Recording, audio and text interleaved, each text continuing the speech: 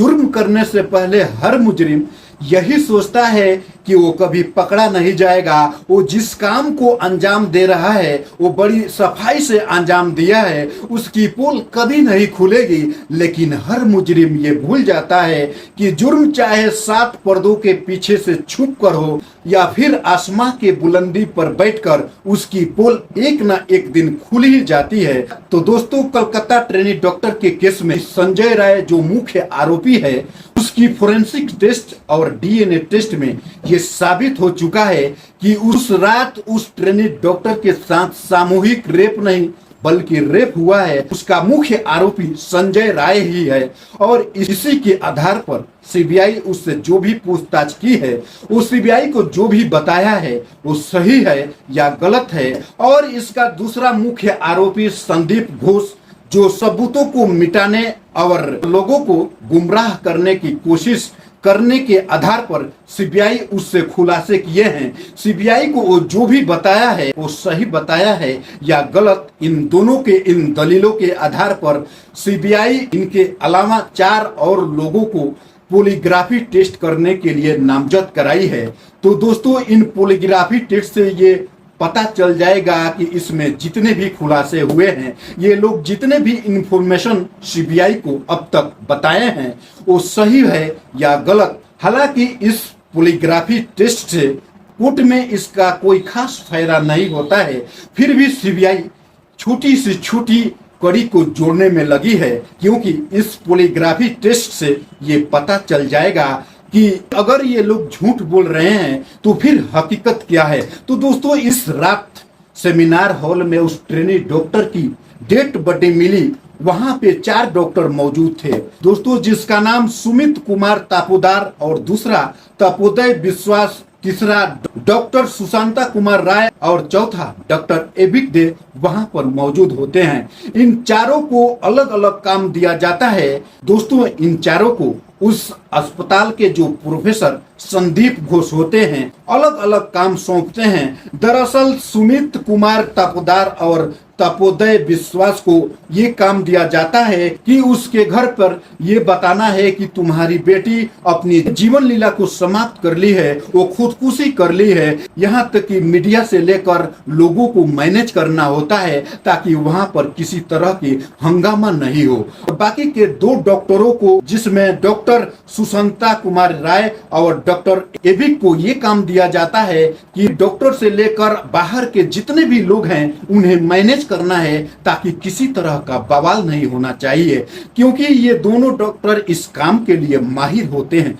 लेकिन दोस्तों, ऐसा होता नहीं है। सोशल मीडिया के जरिए धीरे धीरे ये खबर लोगों के बीच फैल जाता है, जिसके चलते तुरंत कोलकाता पुलिस एक एसआईटी टीम गठन करती है और जब सीसीटीवी कैमराज को खंगालना शुरू किया जाता है तो इसमें पाया जाता है कि संजय राय वहां पर 4:03 से लेकर 4:40 तक उस सेमिनार हॉल में होता है। उसका एक भी ऐसा वीडियो नहीं मिलता है जो इस मुकर्रर टाइम के बीच एग्जिट किया हो। इस तरह से ये माना जाता है कि 4:15 से लेकर 4:40 के बीच ये संजय राय रेप करता है और उसके बाद उसको मौत के घाट उतार देता है। इसी के वजह से सीबीआई पूछताछ में लगी है। वो जितने भी सीबीआई को बातें बताई है वो सही है या गलत, उसका भी पॉलीग्राफी टेस्ट होना अभी बाकी है। इस तरह से सीबीआई अब पूरे 6 लोगों को पॉलीग्राफी टेस्ट करने वाली है। पहला आरोपी संदीप घोष, दूसरा संजय राय और तीसरा गुलाम और सुमित्रा आरका और छठा डॉक्टर सुबोधित, जिससे लास्ट टाइम उस सेमिनार हॉल में उस ट्रेनी डॉक्टर ने बात की होती है। इन 6 आरोपियों के साथ पॉलीग्राफी टेस्ट होनी है। हालांकि इस पॉलीग्राफी टेस्ट का कोई ज्यादा खास कोर्ट में महत्व नहीं होता है, लेकिन इससे इतना साबित जरूर हो जाएगा कि ये लोग अब तक जितने इन्फॉर्मेशन दिए हैं क्या सही है और क्या गलत। अगर गलत है तो फिर हकीकत क्या है और फिर ये कहानी किस तरफ मोड़ लेने वाली है। इस तरह से अब तक सीबीआई एक छोटी से छोटी कड़ी जुटाने में लगी है कि उन्हें पता है कि कोर्ट दलीलों से नहीं बल्कि सबूतों के आधार पर लड़ा जाता है और ये छोटी से छोटी सबूत उन सभी आरोपियों को फांसी के फंदे तक पहुंचाने के लिए एक महत्वपूर्ण कड़ी साबित हो सकती है। उस रात उस ट्रेनी डॉक्टर के साथ डॉक्टर अर्का और डॉक्टर सुमित्रा जो उस सेमिनार हॉल में उसके साथ मौजूद थे, वो दोनों सेमिनार हॉल से टहलने के लिए चले जाते हैं और सुबह 6 बजे डॉक्टर अर्का देखती है